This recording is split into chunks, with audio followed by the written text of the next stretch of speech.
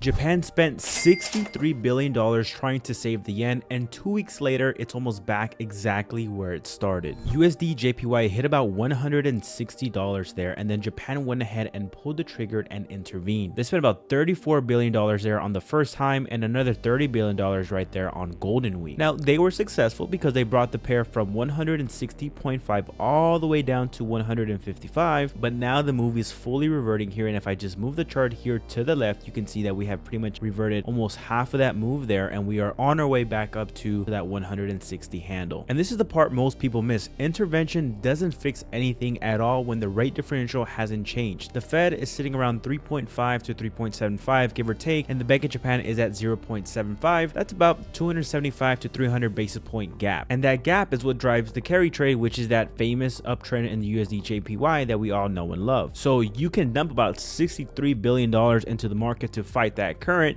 but the moment that you stop, that current takes over again, and that's exactly what's happening here with dollar yen. Now here's where things get interesting. This week US CPI came in at 3.8, the highest since May 2023, and PPI came in at 6%, the hottest in over 3 years. In the US, the market has gone from pricing in cuts to pricing in the possibility of a rate hike, and on the other side, the Bank of Japan is expecting to hike to 1% at their June meeting, and markets are pricing in a 77% chance of that happening. So think about what that means. Both central banks are looking to hike. The BOJ moved 25 basis points and the Fed moved 25 basis points. So the rate differential stays exactly the same, just at a higher level. So Japan just spent $63 billion trying to fight a gap that neither central bank is closing. And until that gap actually narrows, every intervention is a temporary fix to a structural problem. So be careful when you're trying to short the famous carry trade.